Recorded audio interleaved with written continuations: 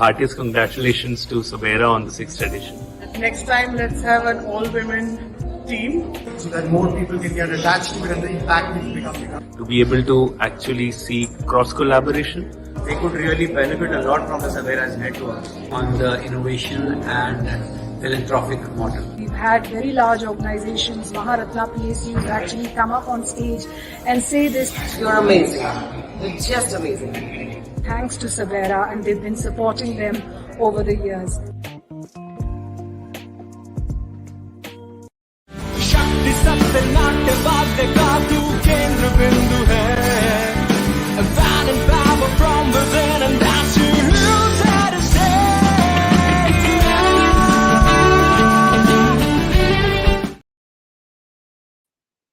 Namaste and a very warm welcome once again to Social Impact Leaders Simply with Suparnaa. And as is cursory, I'd like to start by invoking the higher power of Shakti. Shakti has held me in good stead, whatever that you believe in. I'll start by reciting an old Sanskrit verse, the Saraswati Vandana. We've just also celebrated the Basant Panchami. Saraswati goddess really talks about wisdom, it talks about learning, it talks about creativity, and she essentially is the one who can dispel the darkness of ignorance that resides in our hearts with the wisdom of knowledge. Ya kundendu tushara haradhavala, ya shubhra vastravrita, ya veena varadanda panditakara, ya shweta padamasana, ya brahmachitta shankar prabhutibhi, devai sada vandita, Samam Patu Saraswati Bhagavati Nishesh Jadyapaha. I'm so grateful for Shakti to giving me this opportunity to be able to amplify the voices of people who have challenged their circumstances through very difficult situations and come out as, beacons of hope, of light for the rest of the world. They are the true change makers in each and every sense. And I'm very glad to have one such change maker with me, Sugandha Sukrutaraj, founder of AMBA, an Ashoka fellow for 20 years. And she has an experience of developing sustainable livelihood solutions for adults with intellectual disability. AMBA's concept has been shared with 475 special institutions across 25 states in India, helping become small hubs of learning and earning. Sugandha, of course, was also awarded the Changemaker Award in SABERA 2023. Thank you so much, Sugandha, for taking the time for being here with us. Thank you so much for the opportunity. Thank you. Sugandha, AMBA is a very unique concept, and you've also copyrighted certain aspects of AMBA that have been utilized across various parts of the country. Can you tell us a little bit more about that? So basically, I was introduced to this community only in the year 2000 in December, when I was brought onto the National Board of Special Olympics. And it was very focusing. I had come across all the different visible disabilities within intellectual disability. But I realized there was this section that had difficulty coping with mainstream learning and within mainstream, livelihood circumstances. And this is when I realized that a good way to get their attention was by using the computer. So in effect, what AMBA has done is we use technology to first reinforce the alphabet as an image. We take them into the usage of existing software where we introduce functional computing to them. And thereafter, we take them into simulated processes that make sure that they deliver excellence. And all of this is done within collaborations. We have, like you said, 475 collaborations across India. And we're so grateful that we are networked through India, because of which everything that we do is technology-based. Imparting the training, we use technology. To get their attention, we use technology. Thereafter, because this is an extremely vulnerable community, we create these safe havens within collaboration. We collaborate with, how would you put it, registered organizations that understand this community. And once they've gone through the simulation process, which is copyrighted across India, we then bring in the back end work for them. So because they cannot adjust within mainstream environments, so we bring the work to them and make sure they deliver, so that it enables, a stipend maybe initially, and thereafter a reasonable amount of money that actually takes away the stigma, which I'm sure the whole world knows that intellectual disability carries. Absolutely. And what kind of, the operative word that stands out for me is to deliver excellence. You're not looking at charity. You're not looking at people to sympathize with you or the adults with intellectual disabilities, but to be able to recognize that they can contribute and they can, build a livelihood for themselves, a sustainable livelihood at that. We'll get a little bit more in detail with this, but first, let me start by tracing back your childhood. How was it growing up for you? Of course, in Bangalore, and you tell me that you're from a family of aviators, and your father was a fighter pilot, and unfortunately, you lost him at a very young age. And then your mother became an extremely important factor in your life in shaping you into what you are as an adult now. What was her influence? Oh, she was a banker. She worked as part of a team in Syndicate Bank. And when I was growing up, you didn't have cell phones. So every evening, practically every evening, we were, looking out for her. Why was she late?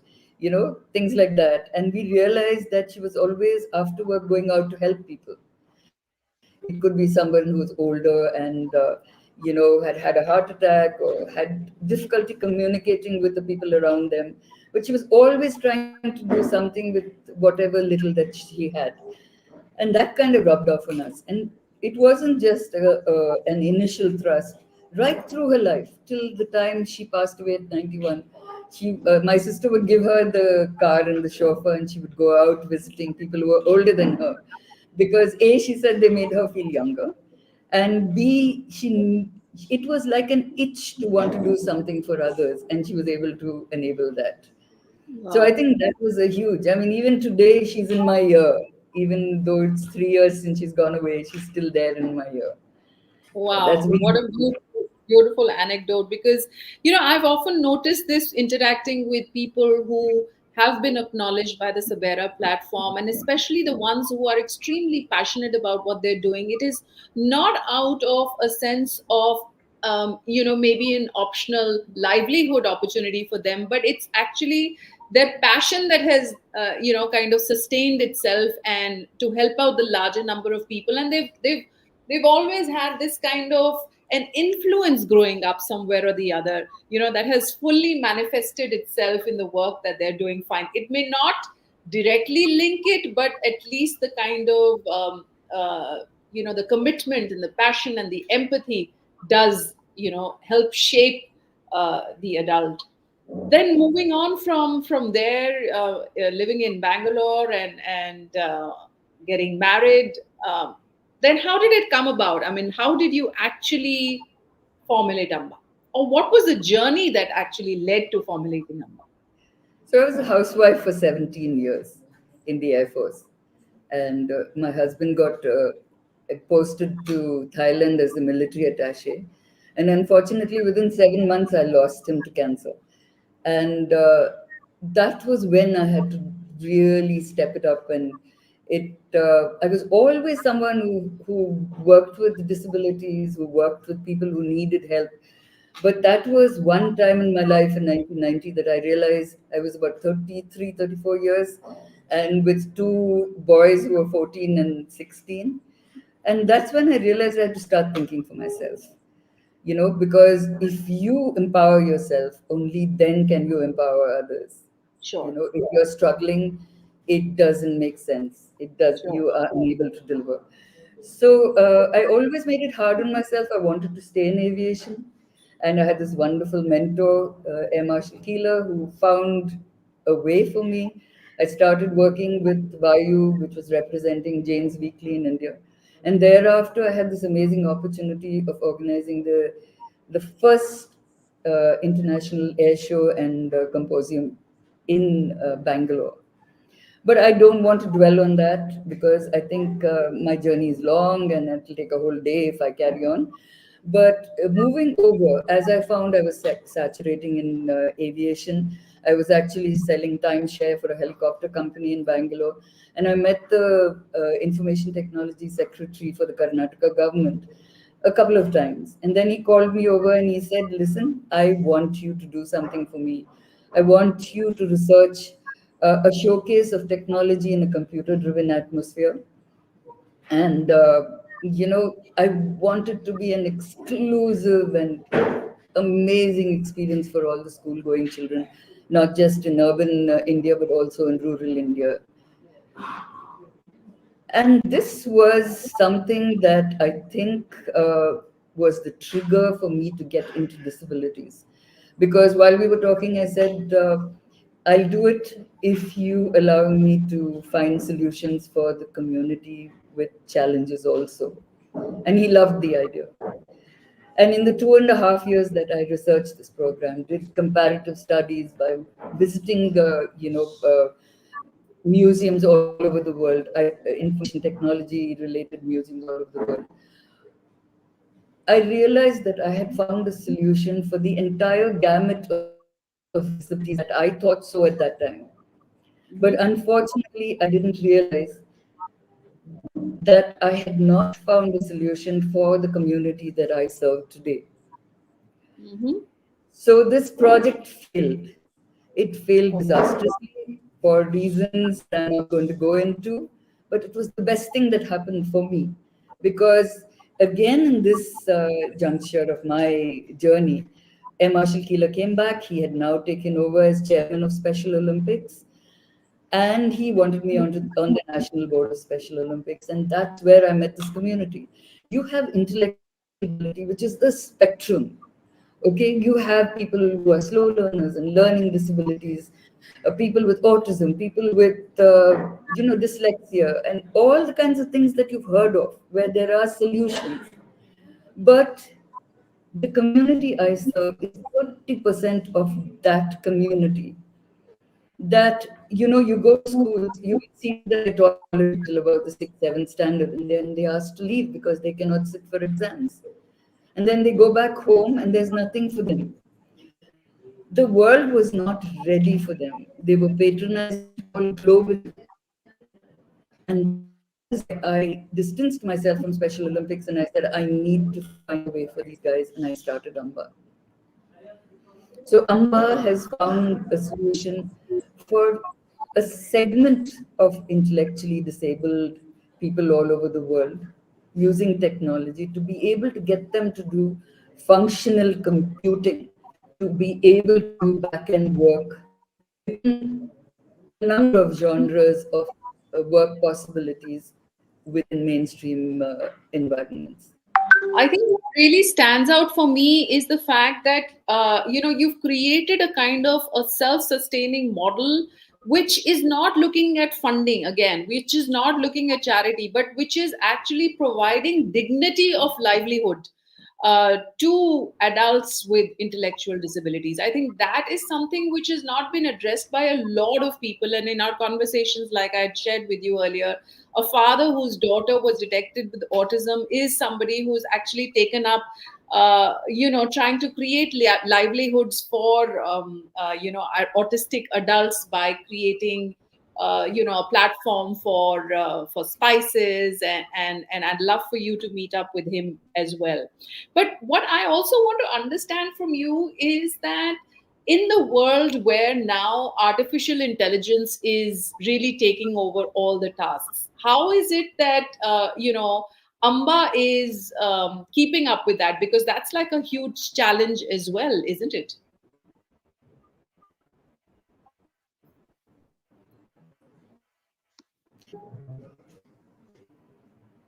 Are we in? Yes, yes, yes. Absolutely. Yeah. So this was, like I was telling you earlier, we had won an award at the United Nations, and they had asked us to come back and speak about our program because they found it quite fascinating too. And at the reception that night, everyone was talking about automation of processes. This was in 2016, and they were talking about robotics. They were talking about all these highfalutin solutions, and I told my colleague, I said, really, it's going to take some time for it to reach India. But I was so wrong. We came back within 3 weeks, one of the most productive programs that we had in Nagpur, where we had grown from 20 people in that organization, in that collaboration, to 150 people doing the back end receipt making of the inflow of milk from farmers and SHG women to the collection centers of Dinshaw ice cream. They had all 150 of these Nagpuris had lost work to global automation within a short period of 1 month. So luckily, my colleague at that time who was handling business development with me, he and I, we flew to Nagpur, met this amazing gentleman on the way. And before we knew it, we had Reliance work in the automated scenario for these people to do within, I think, 48 hours of us going there. But to answer your question, the artificial intelligence is something we cannot do because obviously that needs intelligence.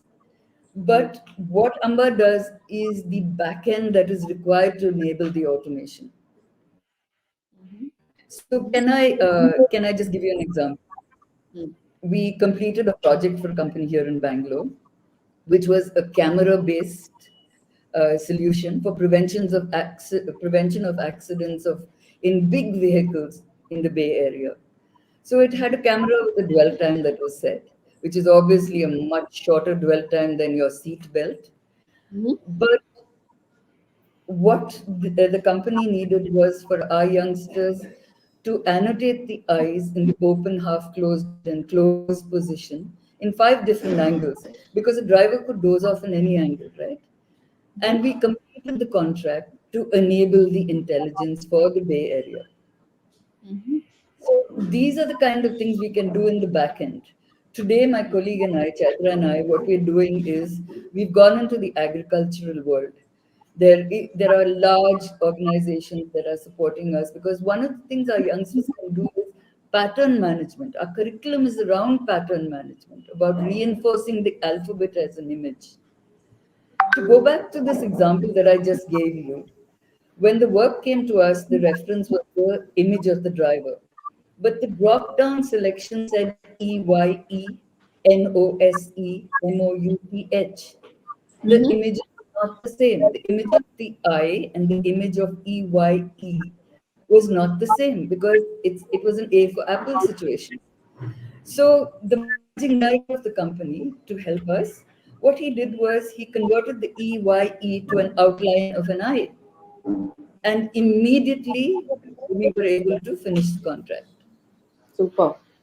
So A for apple work, but pattern So management. your journey, it seems that it is replete with challenges, year after year, and you are somebody who has actually thrived on those challenges. You're not somebody who has been bogged down by it by saying that, oh no, how am I going to handle this now, this is too much for me to handle. On the contrary, it's almost like, oh great, this challenge has happened, let me look at it as an opportunity to grow further. And that's how you've made this entire community grow further as well. Isn't that correct? Not at if i all. Not if I at were all. to I buckle initially. But then I myself up. You take the pandemic, for instance. Within, I think, about 30 days of tell you that we had to be careful, blah, blah, blah. All 475 centers closed down. And I blew my mind, and I'm sure I blew my mind and got a few extra gray hair in the bargain. But then, like I was telling you earlier, my director technology, he was amazing in that he realized we could leverage the mothers of our children. And we taught them. These 80% of our centers are in villages. And that's where it was most successful. Mothers who had never touched a laptop, to give hotspot internet connectivity to their young people. And then we distributed the laptops. And before you knew it, we were working from home also. We actually, signed the contract for doing the backlog of data processing for Bombay Stock Exchange during the pandemic. Did the training for the 106 people at the core center. Used them to do the training for centers that we were reviving as we went along. And we completed the project. So, yes, it's very challenging and it's very, I do thrive on challenges, but I do buckle down immediately. I'm a human being. Absolutely. That's how it works. The reason why I'm trying to bring this quality out is because all of us, somewhere or the other, are faced with challenges. There's not one single human being on the planet Earth Absolutely. that will not Absolutely. face a challenge. And it is only a winner who can actually, or a change maker is the one who can actually look at the challenge as, an opportunity to grow, and not just grow themselves, but here you're also, imparting that growth to a community which is extremely underserved. And not just, again, I'm reiterating the same fact, and I'd want you to share with us some anecdotes with some of the beneficiaries of AMBA, in how you have actually managed to mainstream them. It is not that when a company takes on the employment of the beneficiaries of AMBA, that they have to compromise in the quality of the output that those people are giving in.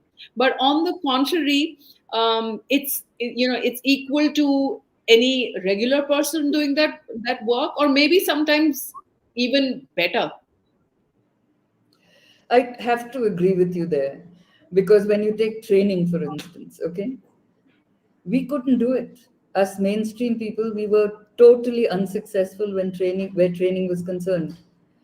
It had to be peer driven processes.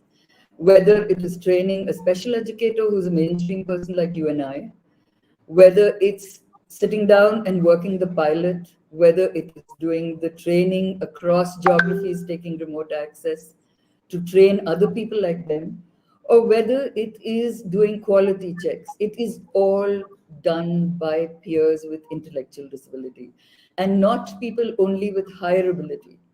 Even people with 11 IQ who cannot formulate speech are the trainers for people with, trainers for the first step of learning for special educators. Because most of the special educators who come to us have never touched a computer either. And here, we're giving them laptops with the curriculum on it and then, having them take the process forward. But they are only an umbrella. But having said that, I have clones of me out here. It's not just me who's a visionary. I have a whole team of mainstream people who are a very small team, who are thinking out of the box all the time and giving me solutions. And none of us, if you think that most ideas come out of only one person, it doesn't happen that way. It has to be their ability to put a team together, their ability to leverage their network, their team's network. And what's fascinating here is I really wish I could show you. I have 106 people out here. You can't hear them. They're so disciplined, doing their jobs, each section doing their jobs. They are the reason why we exist today.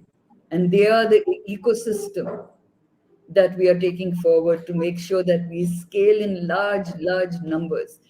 We have over 10 million people only in India to be able to take this to, and we haven't even crossed 15,000 people yet.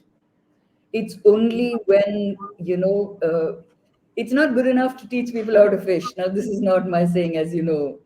Bill Drayton, the Ashoka founder, he's the one who always says, you need to have a fishing industry in place for things to make big impact.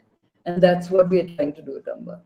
Mm, mm. And you'd also mentioned to me earlier on through our conversation that the beneficiaries have actually, or the people who are working with AMBA have actually gone on to win accolades. Yes. Mainstream accolades. It's not people with disabilities and accolades within that, but actual mainstream accolades for excellence. In fact, that's what I'm most proud of. We have Priya Chandrasekharan, who's won the CII Women Exemplar 2013 for education. They sent a team to Bangalore because they said, how can she be uh, intellectually disabled? And all three people understood that she was before she was considered for the award. And she won it, actually competing with mainstream people. The other person is Bharti Srinivasan. She actually heads the computer training for special educators, and she uses her team to teach special educators in the various genres of where we need to go. And she was the first runner-up CII Women Exemplar 2017, again for education, without really being completely educated. And of course, I have Sujot Ekal, who's really someone I'm really proud of. He won the Helen Keller Award for being the exemplary employee of the year, right? Yeah. So it's quite overwhelming, humbling to see that these people who, I must tell you, somebody visited us recently, a future CEO of a large company, and we don't have a very large space out here. So I have a QC team with 15 people sitting around a table, and I put a second rung of chairs around it. So my guests were sitting around, and I was presenting on a large screen. And they weren't one bit disrupted by me making the presentation. They continued to do, each of them is responsible for 4 centers across geographies. Now, this gentleman was sitting behind 2, 3 people, and he said, how can anyone dare call them intellectually disabled? He said, these guys are so brilliant. I've been looking for mistakes, and I haven't found a single mistake so far. That's how amazing it is when, so our drive, despite all these steps that we have to take back and go forward again, our drive is to create this ecosystem that will thrive with minimum support from the mainstream world, because that's how it's got to be. Today in the, I do need funding. I'm not saying I don't need it, and I hope a lot of people will come forward to support us. This is the QC team. This is the amazing QC team. And I mean, it overwhelms me to see how competent they are. But I lost track of what I was going to say, Suparna. No, I would want you to tell us what is it that you'd like to succinctly tell people as maybe a source of inspiration for them, for those who are wanting to delve on doing something, or maybe if you were to wrap up your entire life's learning in a sentence, what would that be? Wow, that's a difficult one. No, if you look at that you are somebody who thrives on challenges is what I take back from you for sure. But I want you to tell us. Everything that we do is solution based. Okay, solutions that get past those challenges. And for this, I need more people from the community to come forward.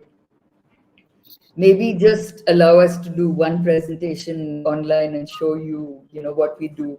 And if your forte is in fundraising, help us to get into your network to get that kind of support, because we need a lot of laptops and the likes of it to be able to. And especially after the pandemic, we also need to support our partners, our collaborations with a little bit of overheads also.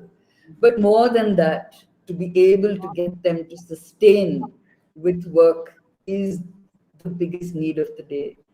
In the urban scenarios, there are companies who are actually taking in cluster placements. They're taking 10 people from our community with one supervisor, because you can't expect them to take on the responsibilities that go with, dealing with our community. But there are London Stock Exchanges come forward, Baker Hughes, large companies, and it's one of the ways of getting our youngsters to be there in the mainstream with you. But other than that, we need large volumes of work. We need large volumes of work because we've got over 8,000 people that need to be placed. And since we are still scaling, Even though we've revived 144 centers to date, we've also scaled to over 30 new centers. So we are always going to need work to match the scale of training that AMBA does across India. And for this, we need volunteers to come forward. Volunteer could be the managing director, the CEO, or the chairman of a company. The higher his this thing, the better. But at the same time, it could be just someone who has the passion and the resilience to be able to think out of the box, to be able to understand AMBA and think out of the box and bring in more genres of work that our youngsters could do. Because what happens after AI? I don't want to put all our eggs into one basket again. What happens after AI? We need to find a way to bring in a sustainable inflow of work, because these guys in the villages are never going to be able to go out and work in the mainstream. Where are the mainstream companies to absorb them? It will always have to be back end. And today they can even do, even if there's another catastrophe in the future, I know my guys can work from home. So put your faith in us, please, and give us So work. what I'm hearing is there are three ways in which that people can associate, contribute. One is, as of course, through funding. The second is through volunteering, coming up with ideas to, to problems, creating solutions, especially for the intellectually disabled. And third is most important, to offer you work, so that this can be a sustainable model for many years down the line, whether it's large organizations or smaller industries or companies, whatever it is. There is a large volume of work that they would be outsourcing, and I think AMBA would be a befitting fit to be able to execute that work at the back. If I can just put a point across, we are not the only people who went through the challenge during global automation or during the pandemic. All mainstream BPOs went through the same challenge, and they've come out of it. But they've got a larger crux of people to be able to resolve their problems. If I can just tell you the difference between a BPO and AMBA. In a BPO, you have a hub that is growing every day to meet the requirement of the back-end jobs or the front-end jobs that they do for companies all over the world. And the spokes that they have all over the world, all over India and all over the world, are the people who bring in the business, are the people who take care of the edge. Whereas in AMBA, we're doing the reverse. It's the spokes who are doing the work. And it's only this one hub in Bangalore that is going out to leverage the business, to find new ways of taking the training across, to be able to do the pilots, to be able to bring in the funding. It's an exhausting job, and I've got just 22 people, including my security. But they are amazing multitaskers, who are making this happen. So we need help. We need a lot of help.